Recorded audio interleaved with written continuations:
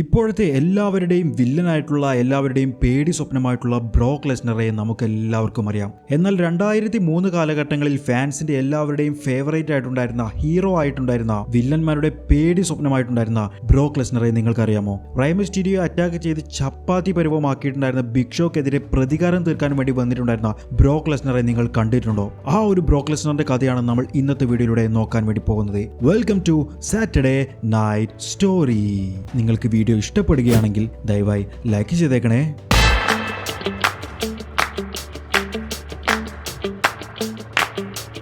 സംഭവം തുടങ്ങുന്നത് 2003 ബാക്ക്ലാഷിലായിരുന്നു. ബാക്ക്ലാഷിൽ Big Show versus Rey Mysterio തമ്മിലുള്ള ഒരു മാച്ചായിരുന്നു നടന്നിട്ടുണ്ടായിരുന്നത്. ആ ഒരു മാച്ചിന്റെ ഏറ്റവും അവസാനം ഒരു വൻ ചോക്ക് സ്ലാം ചെയ്തുകൊണ്ട് ബിഗ് ഷോ തന്നെ വിജയിക്കുകയുണ്ടായി. അതൊരു വൻ ചോക്ക് സ്ലാം ആയതുകൊണ്ട് തന്നെ റൈ മിസ്റ്റീരിയോക്ക് നല്ല രീതിയിൽ പരിക്കും പറ്റിയിട്ടുണ്ടായിരുന്നു. അങ്ങനെ മെഡിക്കൽ ടീമെല്ലാം തന്നെ വന്ന് റൈ മിസ്റ്റീരിയോയെ സ്ട്രക്ചറിൽ കിടത്തിക്കൊണ്ടു പോകുന്ന ഒരു കഥയായിരുന്നു നമ്മൾ കണ്ടത്. എന്നാൽ സ്ട്രക്ചറിൽ കിടത്തിയ ഉടനെ തന്നെ ബിഗ് ഷോ വീണ്ടും ബാക്ക് സ്റ്റേജിൽ നിന്നും റിംഗിലേക്ക് വരികയുണ്ടായി. എന്നിട്ട് ആ സ്ട്രക്ചർ ഉപയോഗിച്ചുകൊണ്ട് റൈ മിസ്റ്റീരിയോയെയും എടുത്തു റിംഗ് പോസ്റ്റിൽ ഒരു 1.5 അടിയായിരുന്നു അടിച്ചിട്ടുണ്ടായിരുന്നത്. ആ ഒരു അടി അടിച്ചത് മാത്രമല്ല സ്ട്രക്ചറും കൂട്ടിക്കൊണ്ട് റൈ മിസ്റ്റീരിയോ നിലത്തേക്ക് പതിക്കുകയുണ്ടായി. മിസ്റ്റീരിയോക്ക് നല്ല രീതിയിൽ തന്നെ അതിലൂടെ പരിക്ക് പറ്റിയിട്ടുണ്ടായിരിക്കും. ഫാൻസിന് മുഴുവൻ ബിഗ് ഷോയോട് വലിയ ദേഷ്യമായിരുന്നു ഉണ്ടായിരുന്നത്. അങ്ങനെ തൊട്ടടുത്ത സ്മാക്ഡൗൺ എപ്പിസോഡിൽ ബിഗ് ഷോ വന്നു. അദ്ദേഹം പറഞ്ഞിട്ടുണ്ടായിരുന്നത് തന്റെ സൈസുള്ള ഏതെങ്കിലും എതിരാളികളായിട്ട് മത്സരിക്കണമെന്നാണ് ഫാൻസ് പറഞ്ഞിട്ടുള്ളത്. ഈ ഒരു WWE ലോക്കർ റൂമിൽ എന്റെ സൈസിനൊത്ത ആരും തന്നെ ഇല്ല. എന്നാലും ഒരാളെ ഞാൻ ചൂസ് ചെയ്തിട്ടുണ്ട്. അവൻ റൈ മിസ്റ്റീരിയോയേക്കാൾ സൈസ് ഉള്ളവനാണ്. അങ്ങനെ അത് പറഞ്ഞ് അപ്പോൾ അവിടേക്ക് എത്തിയിട്ടുണ്ടായിരുന്നത്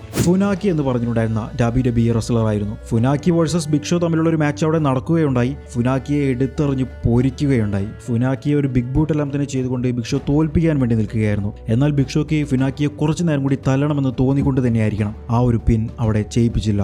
ഏറ്റവും അവസാനം ഒരു ചോക്ക് സ്ലാം ചെയ്യാൻ വേണ്ടിയിട്ട് ഫുനാക്കിയെ എടുത്തുയർത്തി. പക്ഷേ അദ്ദേഹത്തെ നിലത്ത് തന്നെ വെച്ച് ഒരു ക്ലോത്ത് സ്ലൈൻ ചെയ്തുകൊണ്ട് ബിഗ് ഷോ ആ ഒരു മാച്ചിൽ വിജയിക്കുകയുണ്ടായി. പിന്നീട് ബിഗ് ഷോ ബാക്ക് സ്റ്റേജിലേക്ക് പോവുകയുണ്ടായി. ചെറിയ ചെറിയ റെസ്ലേഴ്സിനെ എല്ലാവരെയും തന്നെ ബിഗ് ഷോ പേടിപ്പിക്കുന്നതായിരുന്നു നമ്മൾ കണ്ടത്.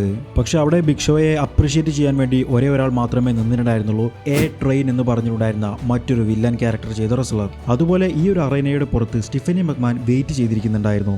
അപ്പോഴായിരുന്നു അന്നത്തെ WWE ചാമ്പ്യൻ ആയിട്ടുണ്ടായിരുന്ന ബ്രോക്ക് ലെസ്നർ ഒരു കാറിൽ വന്ന് ഇറങ്ങിയിട്ടുണ്ടായിരുന്നത്.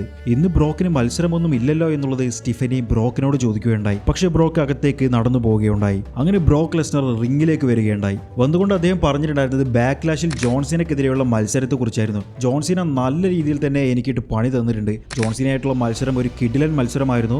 പക്ഷെ ഞാനിപ്പോൾ വന്നത് സീനയുമായിട്ടുള്ള മത്സരത്തിന്റെ കാര്യങ്ങൾ പറയാൻ വേണ്ടിയിട്ടില്ല. ആ ഒരു ബാക്ക്ലാഷിൽ തന്നെ നടന്നിട്ടുണ്ടായിരുന്ന മറ്റൊരു കാര്യത്തെക്കുറിച്ച് പറയാനാണ്. റൈ മിസ്റ്റീരിയോയെ ഒരു പഞ്ഞവും ഇല്ലാതെ അവിടെ നിന്ന് തല്ലിയിട്ടുണ്ടായിരുന്ന ബിഗ് ഷോയ്ക്കെതിരെ പറയാൻ വേണ്ടിയിട്ടാണ് ഞാൻ വന്നിട്ടുള്ളത്. എനിക്ക് നീയുമായിട്ട് ഫൈറ്റ് ചെയ്യണം. നിനക്ക് ഒരു ധൈര്യവുമില്ല. അതുകൊണ്ട് തന്നെയാണ് നീ റൈ മിസ്റ്റീരിയോയെ പോലെയുള്ള ഒരു ചെറിയ റെസ്ലറിനെ പോയി അറ്റാക്ക് ചെയ്തിട്ടുണ്ടായിരുന്നത്.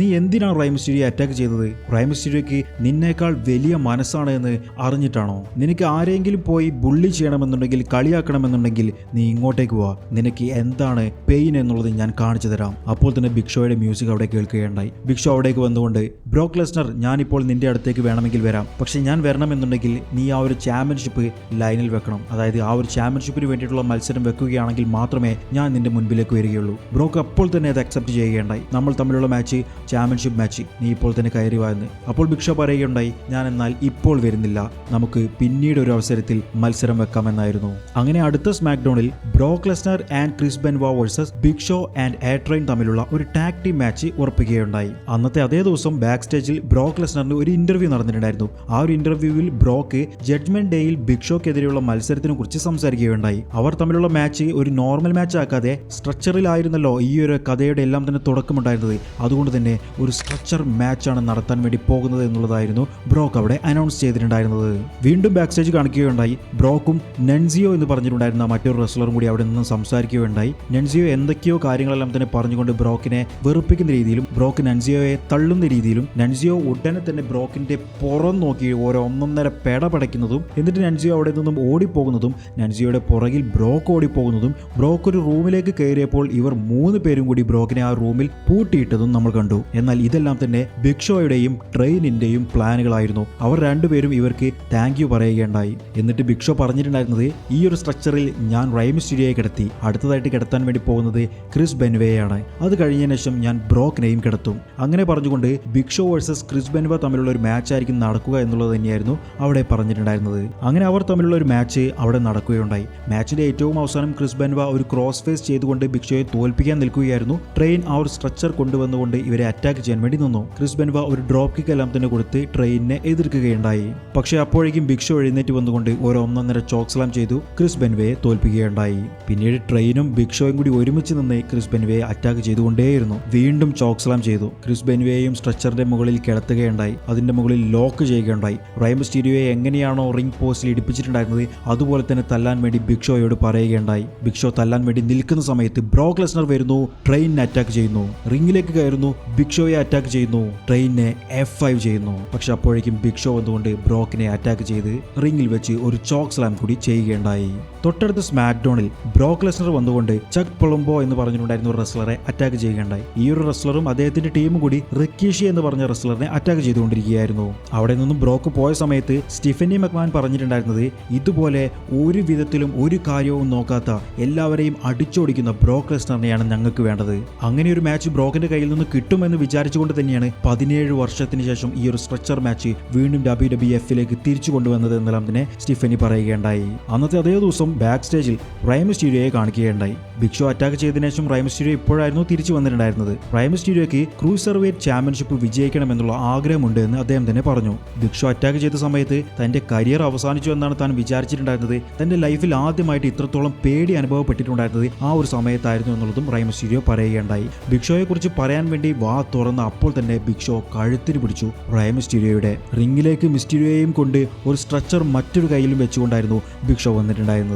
മിസ്റ്റീരിയോയുടെ നെഞ്ചത്തിട്ട് ഒരു 1.5 അടി കൊടുക്കുകയുണ്ടായി. റിംഗിലേക്ക് വലിച്ചെറിയുകയുണ്ടായി. എന്നാൽ റൈ മിസ്റ്റീരിയോ ട്രിക്ക് ചെയ്തുകൊണ്ട് ആ ഒരു സ്ട്രക്ചർ ബിഗ് ഷോയുടെ മുഖത്തടിപ്പിച്ചു. ഒരു 619 ചെയ്തു. ടോപ്പ് റോപ്പ് മൂവ് ചെയ്യാൻ വേണ്ടിയിട്ട് ബിഗ് ഷോയുടെ മുകളിലേക്ക് ചാടിയപ്പോഴേക്കും ബിഗ് ഷോ മിസ്റ്റീരിയോയെ പിടിച്ചു. എന്നിട്ട് ഒരു 1.5 അടി അടിച്ചു റിംഗിലേക്ക്. ചോക്ക് സ്ലാം ചെയ്യാൻ വേണ്ടി എടുത്തുയർത്തി. ഈ ഒരു ചോക്ക് സ്ലാം കൂടി കിട്ടിക്കഴിഞ്ഞാൽ റൈ മിസ്റ്റീരിയോയ്ക്ക് വീണ്ടും ഇഞ്ചുറി ആകുമെന്നുള്ള കാര്യം 100% ഉറപ്പാണ്. അപ്പോഴത് ബ്രോക്ക് ലെസ്നർ ഓടി വരുന്നു. ഒരു കിഡിലൻ സ്പിയർ. ബ്രോക്ക് ആ ഒരു സ്ട്രക്ചർ ഉപയോഗിച്ച് അറ്റാക്ക് ചെയ്യുകയുണ്ടായി. ബിഗ് ഷോ കിട്ടി F5 കൊടുത്തു. അതും കഴിഞ്ഞ് എൻട്രൻസ് ഏരിയയിലേക്ക് എത്തിയിട്ടുണ്ടായിരുന്ന ബ്രോക്കിനെ ബിഗ് ഷോ നോക്കി നിൽക്കുകയുണ്ടായി ദേഷ്യത്തോടെ. പുറകിൽ നിന്നും റൈ മിസ്റ്റീരിയോ ഓടി വന്നുകൊണ്ട് ബിഗ് ഷോയുടെ കഴുത്തിന് പിടിച്ചു. ബിഗ് ഷോയെ എടുത്തിട്ട് മലർത്തിയടിച്ചു. എന്നിട്ട് ഓടിപ്പോയി ബ്രോക്കിന്റെ തലയിൽ കയറിയിരിക്കുകയുണ്ടായി. അങ്ങനെ 2003 ജഡ്ജ്മെന്റ് ഡേ എന്ന് പറഞ്ഞിട്ടുള്ള പേപ്പർ വ്യൂ നടക്കുകയുണ്ടായി. Brock Lesnar versus Big Show തമ്മിലുള്ള സ്ട്രക്ചർ മാച്ചാണ് നടക്കുന്നത്. ഈ ഒരു മാച്ചിൽ വിജയിക്കണമെന്നുണ്ടെങ്കിൽ എതിരാളിയെ സ്ട്രക്ചറിന്റെ പുറത്ത് കിടത്തിക്കൊണ്ട് എൻട്രൻസ് ഏരിയയിൽ ഒരു മഞ്ഞ വര വരച്ചിട്ടുണ്ടായിരിക്കും. ആ വരയ്ക്ക് അപ്പുറത്തേക്ക് സ്ട്രക്ചർ നീക്കി കൊണ്ടുപോയാൽ മാത്രമേ വിജയിക്കാൻ കഴിയുകയുള്ളൂ. അങ്ങനെ മാച്ചിൽ രണ്ടുപേരും ഒരു രക്ഷയുമില്ലാത്ത കിടുക്കാച്ചി പെർഫോമൻസ് തന്നെയായിരുന്നു കാഴ്ചവെച്ചത്. റിംഗിൽ സ്ട്രക്ചറിന്റെ പ്ലേറ്റും പുറത്ത് വീലുള്ള സ്ട്രക്ചറുകളും ഉണ്ടായിരുന്നു.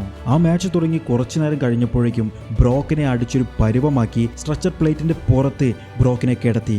എന്നിട്ട് ബ്രോക്കിന്റെ മുകളിലേക്ക് വീണ്ടും ബിഗ് ഷോ ഒരു ചാട്ടം കൂടി ഒരു ലെഗ് ഡ്രോപ്പും കൂടി കൊടുക്കുകയുണ്ടായി. വീൽ സ്ട്രക്ചർ എടുത്ത് അതിന്റെ മുകളിലേക്ക് ഈ ഒരു പ്ലേറ്റ് കൂടി വെക്കുകയുണ്ടായി. ബ്രോക്കിനെ ഉരുട്ടി കൊണ്ടുപോയി ആ ഒരു മഞ്ഞവരയുടെ അപ്പുറത്തേക്ക് എത്തിക്കാൻ വേണ്ടി നോക്കിയെങ്കിലും ബ്രോക്ക് ബിഗ് ഷോയെ ചവിട്ടി.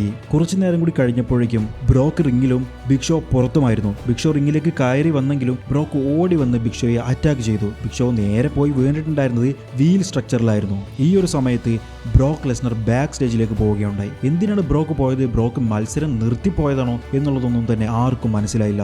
അപ്പോഴത് റൈ മിസ്റ്റീരിയോയുടെ മ്യൂസിക് കേൾക്കുന്നു.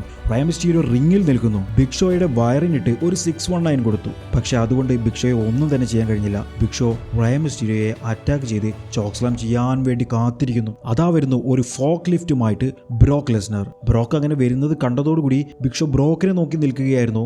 അപ്പോൾ തന്നെ റൈ മിസ്റ്റീരിയോ ബിഗ് ഷോയെ അറ്റാക്ക് ചെയ്യുകയുണ്ടായി. ബ്രോക്ക് ആ ഒരു ഫോക്ക് ലിഫ്റ്റിന്റെ ഏറ്റവും മുകളിൽ കയറിക്കൊണ്ട് ബിഗ് ഷോയുടെ മുകളിലേക്ക് ക്രോസ് ബോഡി ചെയ്തു. എന്നിട്ട് ബിഗ് ഷോയെ എടുത്തുകൊണ്ട് വേർട്ടിക്കൽ സൂപ്ലക്സ് ചെയ്തു. ബിഗ് ഷോ കിട്ടി F5 കൊടുത്തു. ആ ഒരു സ്ട്രക്ചർ എടുത്ത് ഫോക്ക് ലിഫ്റ്റിന്റെ മുകളിൽ സെറ്റ് ചെയ്ത് ബിഗ് ഷോയെ അതിന്റെ മുകളിലേക്ക് ഇട്ടു. എന്നിട്ട് ഫോക്ക് ലിഫ്റ്റ് ഏറ്റവും ഏറ്റവും മുകളിലേക്ക് ഏറ്റവും ടോപ്പിലേക്ക് സെറ്റ് ചെയ്യുകയുണ്ടായി. എന്നിട്ട് ഫോക്ക് ലിഫ്റ്റും ഓടിച്ചുകൊണ്ടായിരുന്നു ബിഗ് ഷോയെയും കൊണ്ട് ബ്രോക്ക് ലെസ്നർ ആ ഒരു മഞ്ഞ വരയ്ക്ക് അപ്പുറം എത്തിയിട്ട് ആ ഒരു മാച്ചിൽ വിജയിച്ചിട്ടുണ്ടായിരുന്നത്. അങ്ങനെ സ്റ്റിൽ WWE ചാമ്പ്യനായിട്ട് ബ്രോക്ക് ലെസ്നർ മാറുകയുണ്ടായി. പണ്ട് ബ്രോക്ക് ലെസ്നറിൻ്റെ ഇതുപോലെയുള്ള കിഡിലൻ ഒരുപാട് ഫ്യൂഡുകളും ഒരുപാട് കഥകളുമുണ്ട്.